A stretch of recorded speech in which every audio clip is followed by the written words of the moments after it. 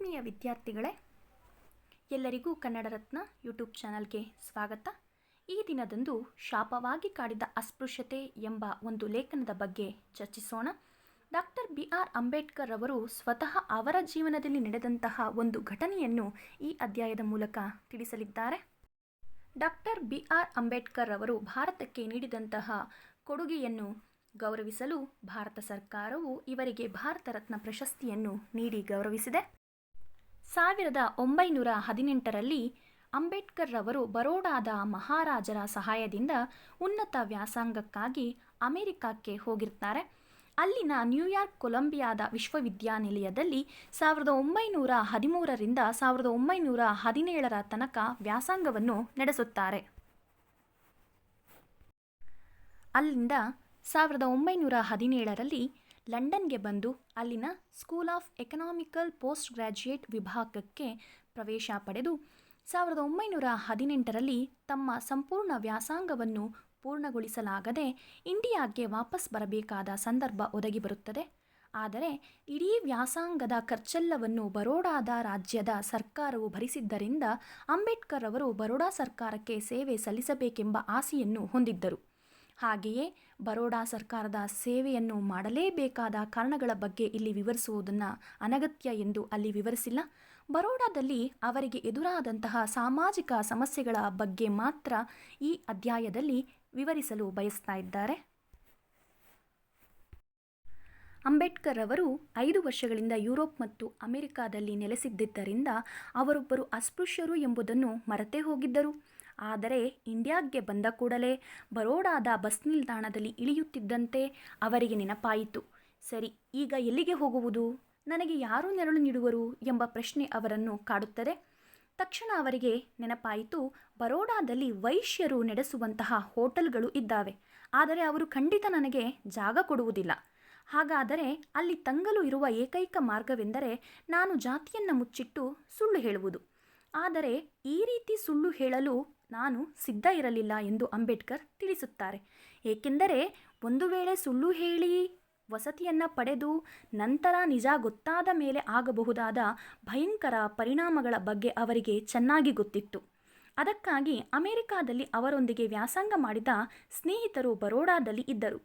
ಅವರ ಬಳಿಗೆ ನಾನು ಹೋದರೆ ಅವರು ನನ್ನನ್ನು ಬರಮಾಡಿಕೊಳ್ಳುವರೇ ಎಂದು ಯೋಚಿಸುವರು. ನನಗೆ ಯಾವ ಭರವಸೆಯೂ ಇರಲಿಲ್ಲ ಎಂದು ಮತ್ತೂ ಹೇಳುವರು. ಏಕೆಂದರೆ ಒಬ್ಬ ಅಸ್ಪೃಶ್ಯನನ್ನು ತನ್ನ ಮನೆಯ ಒಳಗೆ ಸೇರಿಸಿಕೊಳ್ಳಲು ಅವರಿಗೆ ಮುಜುಗರವಾಗಬಹುದು. ಎಲ್ಲಿಗೆ ಹೋಗುವುದು, ಏನು ಮಾಡುವುದು ಎಂದು ಯೋಚಿಸುತ್ತಾ ನಿಲ್ದಾಣದಲ್ಲೇ ಬಹಳ ಹೊತ್ತು ನಿಂತುಬಿಟ್ಟರು. ಅಲ್ಲಿನ ಯಾವುದಾದರೂ ಕ್ಯಾಂಪ್ ಪ್ರದೇಶದಲ್ಲಿ ಸಾರ್ವಜನಿಕ ಪ್ರವಾಸಿ ತಾಣ ಇರುವುದರ ಬಗ್ಗೆ ವಿಚಾರಿಸಬಾರದೇ ಎಂಬ ಆಲೋಚನೆ ತಕ್ಷಣ ಹೊಳೆಯಿತು. ಕೆಲವು ಕುದುರೆ ಗಾಡಿಯವರು ಗಿರಾಕಿಗಳು ಸಿಗದೆ ಇವರು ಏನಾದರೂ ಬರಬಹುದೇನೋ ಎಂಬ ಆಸೆಯಿಂದ ಇವರನ್ನೇ ಕಾಯುತ್ತಿದ್ದರು. ಅಲ್ಲಿಗೆ ಹೋದ ಅಂಬೇಡ್ಕರ್ ಅವರು ಒಬ್ಬನನ್ನು ಕರೆದು, ಇಲ್ಲಿ ಯಾವುದಾದರೂ ಪ್ರವಾಸಿ ಗೃಹವು ಹತ್ತಿರದಲ್ಲಿ ಏನಾದರೂ ಇದೆಯೇ ಎಂದು ಕೇಳಿದರು. ಆಗ ಅವರಲ್ಲಿ ಒಬ್ಬ ಹೇಳಿದ, ಒಂದು ಪಾರ್ಸಿ ಅತಿಥಿ ಗೃಹ ಇರುವುದು ಎಂದು ತಿಳಿಸಿದನು. ಅಲ್ಲಿ ಹಣ ಕೊಟ್ಟು ಉಳಿದುಕೊಳ್ಳಬಹುದು ಎಂದು ಆ ಗಾಡಿಯವನು ಹೇಳಿದನು. ಆಗ ಅಂಬೇಡ್ಕರ್ ಅವರಿಗೆ ಪಾರ್ಸಿಗಳು ನಡೆಸುತ್ತಿರುವ ಅತಿಥಿಗೃಹವೆಂದು ತಿಳಿದು ಬಹಳ ಸಂತೋಷವಾಯಿತು. ಏಕೆಂದರೆ ಪಾರ್ಸಿಗಳು ಜೋರಾಸ್ಟ್ರಿಯ ಧರ್ಮವನ್ನು ಪಾಲಿಸುವವರು. ಅವರು ನನ್ನನ್ನು ಅಸ್ಪೃಶ್ಯನನ್ನಾಗಿ ಕಾಣುವ ಭೀತಿ ಅವರಿಗೆ ಇರಲಿಲ್ಲ. ಏಕೆಂದರೆ ಅಸ್ಪೃಶ್ಯತೆಯ ಆಚರಣೆಯ ಅವರ ಧರ್ಮದಲ್ಲಿ ಇರಲಿಲ್ಲ. ಧನ್ಯತೆ ತುಂಬಿದ ಒಂದು ಹೃದಯದಲ್ಲಿ ಆಶಾಭಾವನೆಯನ್ನು ಹೊತ್ತು ನಿರಾತಂಕವಾಗಿ ಅವರ ಲಗೇಜನ್ನು ಕುದುರೆಯ ಗಾಡಿಯಲ್ಲಿ ಇಟ್ಟು ಆ ಪ್ರವಾಸಿ ಮಂದಿರಕ್ಕೆ ನಡೆಯುವಂತೆ ಗಾಡಿಯವನಿಗೆ ಹೇಳಿದರು. ಆ ಪ್ರವಾಸಿ ಮಂದಿರವು 2 ಅಂತಸ್ತಿನ ಮಹಡಿಗೆಯಾಗಿತ್ತು. ನೆಲ ಅಂತಸ್ತಿನಲ್ಲಿ ಒಬ್ಬ ವಯಸ್ಸಾದ ಪಾರ್ಸಿಯು ತನ್ನ ಕುಟುಂಬದೊಂದಿಗೆ ವಾಸವಾಗಿದ್ದ. ಆತನೇ ಅತಿಥಿ ಗೃಹದ ಉಸ್ತುವಾರಿ ನೋಡಿಕೊಳ್ಳುತ್ತಿದ್ದ. ಅಲ್ಲಿ ತಂಗುವ ಪ್ರವಾಸಿಗರಿಗೆ ಊಟದ ವ್ಯವಸ್ಥೆಯನ್ನೂ ಮಾಡುತ್ತಿದ್ದ. ಪಾರ್ಸಿಯು ನನಗೆ ಮೊದಲ ಅಂತಸ್ತಿನಲ್ಲಿದ್ದ ಕೊಠಡಿಯನ್ನು ಕೊಟ್ಟನು. ನಾನು ಮೇಲೆ ನಡೆಯುತ್ತಿದ್ದಂತೆ ಕುದುರೆ ಗಾಡಿಯ ಚಾಲಕನೂ ತನ್ನ ಲಗೇಜನ್ನು ಹೊತ್ತುಕೊಂಡು ಹಿಂಬಾಲಿಸಿದ. ಅವನಿಗೆ ಹಣ ಕೊಟ್ಟು ಕಳಿಸಿದ ನಂತರ ಕೊನೆಗೂ ತಂಗುವುದಕ್ಕೆ ಒಂದು ಜಾಗ ಸಿಕ್ಕಿತ್ತಲ್ಲ ಎಂಬ ಸಂತೋಷದಿಂದ ಅಂಬೇಡ್ಕರ್ ಅವರು ಮನಸ್ಸು ಹಗರ ಮಾಡಿಕೊಂಡು ಆರಾಮಾಗಿ ಮೈಚಲ್ಲಿ ವಿಶ್ರಾಂತಿ ಪಡೆಯಲು ಮುಂದಾದರು. ಅಷ್ಟರಲ್ಲಿ ಆ ಉಸ್ತುವಾರಿ ಪಾರ್ಸಿಯು ಕೈಯಲ್ಲಿ ಒಂದು ಪುಸ್ತಕ ಹಿಡಿದು ನೇರವಾಗಿ ಕೊಠಡಿಯ ಒಳಗೆ ಬಂದನು. ಅಂಬೇಡ್ಕರ್ ಅವರು ಕೋಟು ಮತ್ತು ಶರ್ಟುಗಳನ್ನು ಕಳಚಿದ್ದರಿಂದ ಅವರ ಮೈ ಮೇಲೆ ಪಾರ್ಸಿಗಳು ಧರಿಸುವಂತಹ ಸದ್ರಾ ಮತ್ತು ಕಸ್ತಿಗಳು ಇಲ್ಲದೆ ಇದ್ದಿದ್ದನ್ನು ಕಂಡು, ಅಂದರೆ ಪಾರ್ಸಿಗಳು ತೊಟ್ಟಿಕೊಳ್ಳುವಂತಹ ಬಿಳಿಯ ಬಟ್ಟೆಯ ಒಳ ಉಡುಪು ಮತ್ತು ಸೊಂಟದ ಸುತ್ತ ಕಟ್ಟಿಕೊಳ್ಳುವಂತಹ ಉಣ್ಣೆಯಂತಹ ಪಟ್ಟಿ, ಇದನ್ನು ಗಮನಿಸಿದವನು ಹೇಳುತ್ತಾನೆ, ನೀನು ಪಾರ್ಸಿಯಲ್ಲ, ಸುಳ್ಳು ಹೇಳಿ ಇಲ್ಲಿ ಬಂದಿರುವೆಯಾ ಎಂದು ಪ್ರಶ್ನಿಸಲು ತೊಡಗುವನು. ಯಾರು ನೀನು ಎಂದು ತೀಕ್ಷ್ಣವಾಗಿ ಪ್ರಶ್ನಿಸಿದ. ಕೇವಲ ಪಾರ್ಸಿಗಳಿಗಂತಲೇ ಪಾರ್ಸಿಗಳು ನಡೆಸುತ್ತಿರುವ ಅತಿಥಿ ಮಂದಿರ ಇದೆಂಬುದನ್ನು ಅರಿಯದೆ ಅಂಬೇಡ್ಕರ್ ರವರು ನಾನೊಬ್ಬ ಮಹರ್ ಎಂದು ಹೇಳಿದರು. ಆತನಿಗೆ ಗರ ಬಡಿದಂತಾಗಿ, ನೀನು ಈ ತಂಗುದಾಣದಲ್ಲಿ ಉಳಿಯುವಂತಿಲ್ಲ ಎಂದು ಹೇಳಿದನು. ಅವನ ಮಾತನ್ನು ಕೇಳಿ ಅಂಬೇಡ್ಕರ್ ಅವರಿಗೆ ಸಿಡಿಲೇ ಬಡಿದಂತಾಗಿ ಮೈಯೆಲ್ಲ ತಣ್ಣಗಾಗತೊಡಗಿತು. ಮತ್ತೆ ಎಲ್ಲಿಗೆ ಹೋಗುವುದು ಎಂಬ ಪ್ರಶ್ನೆ ತಲೆಯಲ್ಲಿ ಬಂದಿತು. ನಿಧಾನವಾಗಿ ಸಮಾಧಾನ ಮಾಡಿಕೊಂಡು, ನಾನೊಬ್ಬ ಮಹರ್ ಆಗಿದ್ದರೂ ಆತನಿಗೆ ಯಾವುದೇ ಅಭ್ಯಂತರವಿರಲಿಲ್ಲದಿದ್ದಲ್ಲಿ ಅಲ್ಲಿ ಉಳಿದುಕೊಳ್ಳುವುದಕ್ಕೆ ನನಗೂ ಯಾವ ಅಭ್ಯಂತರ ಇರುತ್ತಿಲ್ಲ ಎಂದೆ. ಅದು ಹೇಗೆ ಸಾಧ್ಯ? ಇಲ್ಲಿ ತಂಗುವವರು ಪ್ರವಾಸಿಗರು ವಿವರಗಳನ್ನೆಲ್ಲ ನಾನು ರಿಜಿಸ್ಟರ್ನಲ್ಲಿ ದಾಖಲು ಮಾಡಬೇಕು ಎಂಬುದಾಗಿ ಅವನು ಉತ್ತರಿಸಿದನು. ಆತನ ಕಷ್ಟ ಅಂಬೇಡ್ಕರ್ ಅವ್ರಿಗೂ ಅರ್ಥ ಆಯಿತು. ರಿಜಿಸ್ಟರ್ನಲ್ಲಿ ದಾಖಲು ಮಾಡಲು ಸಲುವಾಗಿ ನಾನು ಪಾರ್ಸಿ ಹೆಸರನ್ನು ಇಟ್ಟುಕೊಳ್ಳಲು ಸಿದ್ಧವಿರುವುದಾಗಿ ಹೇಳಿದೆ. ಇಲ್ಲಿ ತಂಗಲು ನನಗೆ ಯಾವ ಅಭ್ಯಂತರ ಇಲ್ಲವಾದಲ್ಲಿ ನಿನಗೇನು ತೊಂದರೆ? ನೀನೇನು ಕಳೆದುಕೊಳ್ಳುವುದಿಲ್ಲ. ಬದಲಿಗೆ ನಾನು ಇಲ್ಲಿ ತಂಗುವುದರಿಂದ ನಿನಗೆ ಸಂಪಾದನೆ ಆಗುತ್ತದೆಯೇ ಎಂದು ಹೇಳಿದರು. ಸಂಪಾದನೆ ಎಂದು ಹೇಳಿದ ಕೂಡಲೇ ಅವನು ಸ್ವಲ್ಪ ಮೆತ್ತಗಾದದ್ದನ್ನು ಅಂಬೇಡ್ಕರ್ ಅವರು ಗಮನಿಸಿ, ಬಹಳ ಕಾಲದಿಂದ ಆ ಪ್ರವಾಸಿ ಮಂದಿರದಲ್ಲಿ ಯಾವ ಪ್ರವಾಸಿಗರು ಬಂದಿರದ ಕಾರಣ ಸ್ವಲ್ಪ ಸಂಪಾದನೆ ಆಗುವ ಅವಕಾಶವನ್ನು ಅವನು ಕಳೆದುಕೊಳ್ಳಲು ಸಿದ್ಧ ಇರಲಿಲ್ಲ. ನಾನು ಅಲ್ಲಿ ಉಳಿದುಕೊಳ್ಳುವುದಕ್ಕೆ ಅವನು ಸಮ್ಮತಿಸಿದ. ಪ್ರತಿದಿನ ಊಟ ಮತ್ತು ವಸತಿಗೆ 1.5 ರೂಪಾಯಿ ಕೊಡಬೇಕಾಗಿ ಹೇಳಿದ. ಅಲ್ಲದೆ ಆತನ ಪುಸ್ತಕದಲ್ಲಿ ಪಾರ್ಸಿಯ ಹೆಸರಿನಲ್ಲಿ ನನ್ನನ್ನು ನೋಂದಾಯಿಸಿಕೊಳ್ಳುವಂತೆ ಷರತ್ತು ಹಾಕಿದ. ಎಲ್ಲ ಮುಗಿದ ಮೇಲೆ ಅವನು ಕೆಳಗೆ ಇಳಿದು ಹೋದ. ಸದ್ಯ ಅಂಬೇಡ್ಕರ್ ಅವರು ಸಮಾಧಾನದ ನಿಟ್ಟುಸಿರು ಬಿಟ್ಟು, ಸದ್ಯ ಸಮಸ್ಯೆ ಬಗೆಹರಿಯಿತಲ್ಲ ಎಂದು ಖುಷಿಯಾದರು. ಆದರೆ ಈ ಸಂತೋಷ ಬಹಳ ಅಲ್ಪಕಾಲದ್ದು ಎಂಬುದು ಅಂಬೇಡ್ಕರ್ ಅವರಿಗೆ ಆಗ ಹೊಳೆಯಲಿಲ್ಲ. ಈ ತಂಗುದಾಣದಲ್ಲಿ ಅವರು ಹೇಗೆ ಹೊರಬೇಕಾಯಿತು ಎಂಬುದನ್ನು ಇಲ್ಲಿ ವಿವರಿಸುತ್ತೇನೆ. ಅದಕ್ಕಿಂತ ಮೊದಲು ಅಲ್ಲಿದ್ದ ಅಲ್ಪಾವಧಿಯನ್ನು ಅವರು ಹೇಗೆ ಕಳೆದರು ಎಂಬುದನ್ನು ತಿಳಿಸುತ್ತೇನೆ. ಅವರಿದ್ದ ಕೊಠಡಿ ಮೊದಲ ಅಂತಸ್ತಿನಲ್ಲಿತ್ತು. ಒಂದು ಸಣ್ಣ ಬೆಡ್ರೂಮ್ ಇತ್ತು. ಅದಕ್ಕೆ ಹೊಂದಿಕೊಂಡೇ ಒಂದು ಸಣ್ಣ ಸ್ನಾನದ ಕೊಠಡಿ. ಅದರಲ್ಲಿ ನೀರಿನ ನಲ್ಲಿಯೂ ಇತ್ತು. ಉಳಿದಂತೆ ಒಂದು ದೊಡ್ಡ ಹಜಾರವಿತ್ತು. ಹಜಾರದ ತುಂಬ ಹಳೆಯ ಸಾಮಾನುಗಳು, ಮುರಿದ ಕುರ್ಚಿಗಳು, ಮೇಜುಗಳು, ಹಲಗೆಗಳು ಇತ್ಯಾದಿ ಹಳೆಯ ಸರಕುಗಳನ್ನು ತುಂಬಲಾಗಿತ್ತು. ಇದೆಲ್ಲದರ ಮಧ್ಯೆ ಅಂಬೇಡ್ಕರ್ ಅವರು ಒಂಟಿ ಜೀವಿಯಾಗಿ ವಾಸಿಸಬೇಕಾಗಿತ್ತು. ಉಸ್ತುವಾರಿ ಪಾರ್ಸಿಯು ಮುಂಜಾನೆ ಚಹಾ ತಂದುಕೊಂಡು ಬರುತ್ತಿದ್ದ. ನಂತರ ಬೆಳಗ್ಗೆ 9:30ಕ್ಕೆ ಉಪಹಾರ ತೆಗೆದುಕೊಂಡು ಬರುತ್ತಿದ್ದ. ತೀರಾ ಅಗತ್ಯವಿದ್ದ ಸಮಯದಲ್ಲಿ ಮಾತ್ರ ಆತ ಮೇಲೆ ಬರುತ್ತಿದ್ದ. ಬಂದಾಗ ಹೆಚ್ಚು ಮಾತಾಡದೆ ತನ್ನ ಕೆಲಸ ಮುಗಿಸಿಕೊಂಡು ಹೋಗುತ್ತಿದ್ದ. ಹೀಗೆ ದಿನಗಳು ಹೇಗೋ ಕಳೆಯತೊಡಗಿದವು. ಇಷ್ಟರಲ್ಲಿ ಅವರಿಗೆ ಬರೋಡಾ ಮಹಾರಾಜರ ಅಕೌಂಟ್ ಜನರಲ್ ಕಚೇರಿಯಲ್ಲಿ ಪ್ರೊಬೇಷರ್ ಆಗಿ, ಅಂದರೆ ತಾತ್ಕಾಲಿಕ ಸೇವಾ ಅವಧಿಯಾಗಿ ಕೆಲಸಕ್ಕೆ ನೇಮಕಗೊಂಡರು. ಪ್ರತಿದಿನ ವಸತಿ ಗೃಹವನ್ನು ಬೆಳಗ್ಗೆ 10 ಗಂಟೆಗೆ ಬಿಡುತ್ತಿದ್ದರು. ರಾತ್ರಿ ವಾಪಸ್ ಆಗುವಷ್ಟರಲ್ಲಿ 8 ಗಂಟೆ ಆಗುತ್ತಿತ್ತು. ಸಾಧ್ಯವಾದಷ್ಟು ಬೇಕಂತಲೇ ಇವರು ಪ್ರವಾಸಿ ಮಂದಿರಕ್ಕೆ ತಡವಾಗಿ ಬರುತ್ತಿದ್ದರು. ಸಂಜೆಯ ವೇಳೆ ಅಲ್ಲೇ ಸ್ನೇಹಿತರೊಟ್ಟಿಗೆ ಹೆಚ್ಚು ಸಮಯವನ್ನು ಕಳೆಯುತ್ತಿದ್ದರು. ಏಕೆಂದರೆ ಆ ಭಯಂಕರವಾದಂತಹ ಪ್ರವಾಸಿ ಗೃಹದಲ್ಲಿ ಒಬ್ಬರೇ ಇರಲು ಬೇಸರವಾಗುತ್ತಿತ್ತು. ಮಾತಾಡಲು ಒಂದು ಮನುಷ್ಯನೂ ಅಲ್ಲಿ ಇರಲಿಲ್ಲ. ಮೊದಲ ಅಂತಸ್ತಿನ ದೀಪಗಳೇ ಇಲ್ಲದ ಸದಾ ಕತ್ತಲು ತುಂಬಿರುತ್ತಿದ್ದಂತಹ ಆ ಕೋಣೆಯಲ್ಲಿ ಉಸ್ತುವಾರಿ ಪಾರ್ಸಿಯು ಒಂದು ಸಣ್ಣ ದೀಪವನ್ನು ತಂದು ಇಡುತ್ತಿದ್ದ. ಆದರೆ ಅಲ್ಲಿ ಕಳೆಯಲು ಸಮಯ ಬಹಳ ಕಷ್ಟವಾಗುತ್ತಿತ್ತು. ಅಂಬೇಡ್ಕರ್ ಅವರು ತಮ್ಮ ಎಲ್ಲ ವೇಳೆಯನ್ನು ಪುಸ್ತಕ ಓದುವುದರಲ್ಲೇ ಕಳೆಯುತ್ತಿದ್ದರು. ಹೀಗಿರುವಾಗ ಅಂಬೇಡ್ಕರ್ ಅವರು ಸ್ವಲ್ಪ ಲಗೇಜನ್ನು ಬೊಂಬಾಯಲ್ಲೇ ಬಿಟ್ಟು ಬಂದಿದ್ದರು. ಕೆಲವು ದಿನಗಳ ನಂತರ ಅವರ ಅಕ್ಕನ ಮಗ ಆ ಲಗೇಜನ್ನು ಹೊತ್ತುಕೊಂಡು ಬರೋಡಕ್ಕೆ ಬಂದ. ಇವರಿರುವಂತಹ ಸ್ಥಿತಿಯನ್ನು ನೋಡಿ ಗೋಳಾಡಿದ್ದನು.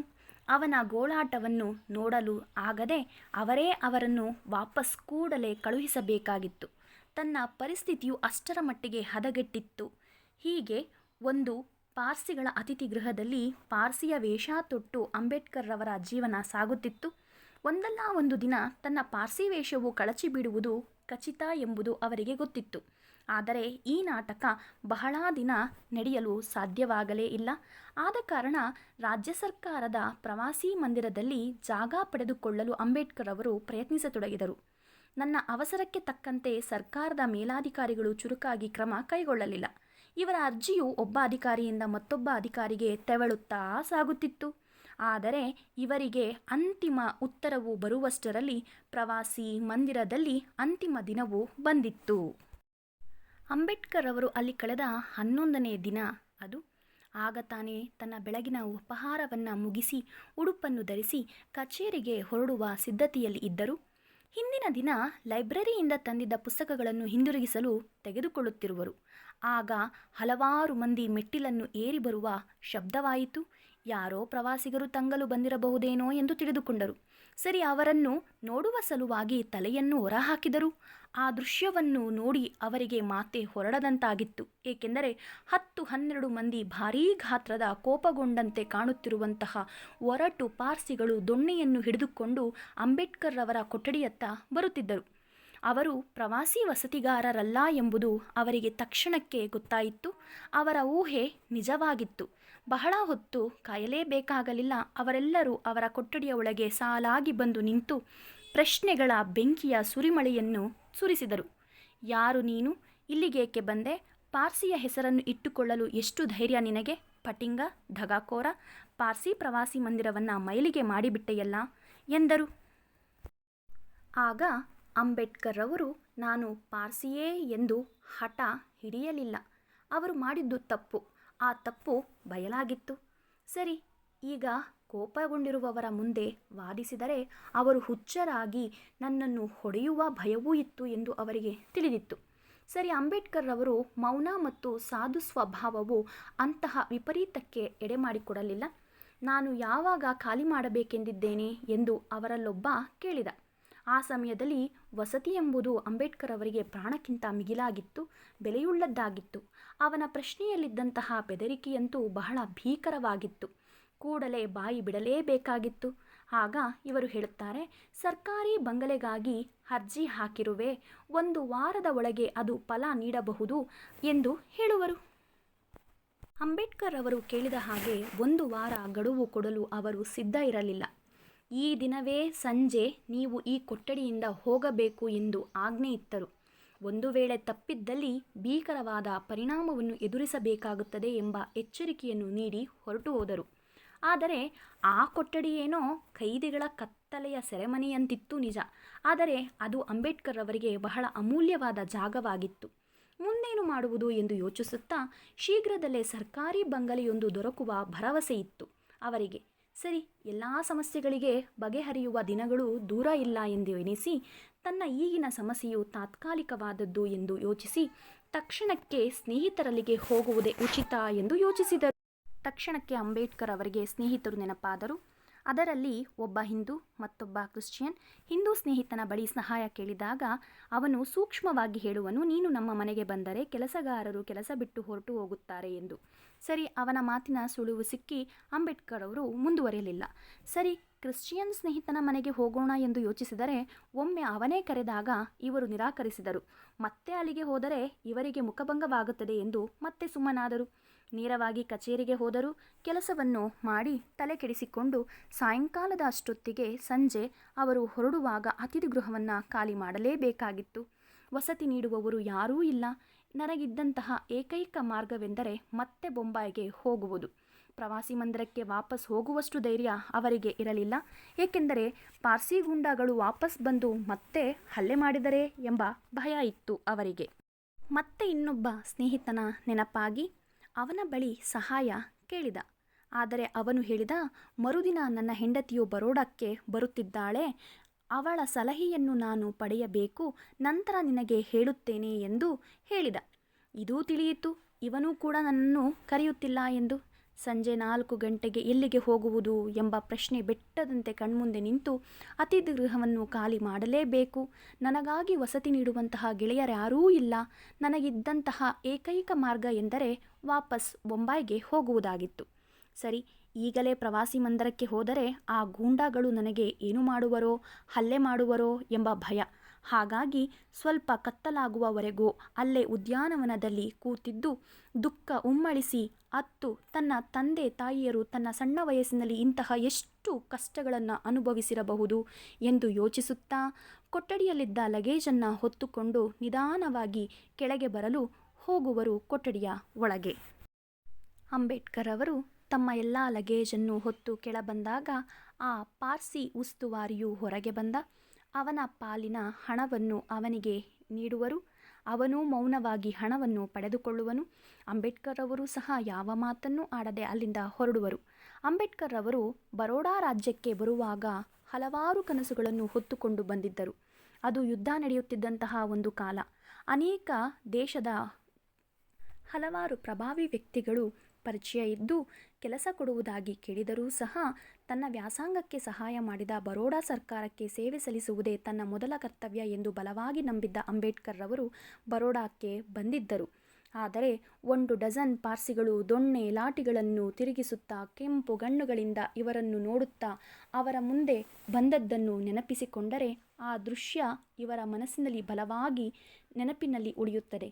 ಈ ಘಟನೆ ನಡೆದು ಅಂಬೇಡ್ಕರ್ ಅವರ ಜೀವನದಲ್ಲಿ 18 ವರ್ಷಗಳಾದರೂ ಕೂಡ ಅದನ್ನು ಅವರು ಮರೆತಿರಲಿಲ್ಲ ಎಂದು ತಿಳಿಸುತ್ತಾರೆ. ಒಟ್ಟಾರೆಯಾಗಿ ಅಸ್ಪೃಶ್ಯತೆ ಎಂಬ ಭೂತ ಡಾಕ್ಟರ್ BR ಅಂಬೇಡ್ಕರ್ ಅವರನ್ನು ಸಹ ಭಯಾನಕವಾಗಿ ಕಾಡಿತ್ತು ಎಂಬುದನ್ನು ಈ ಅಧ್ಯಾಯದ ಮೂಲಕ ತಿಳಿಸಲು ಬಯಸಿದ್ದಾರೆ.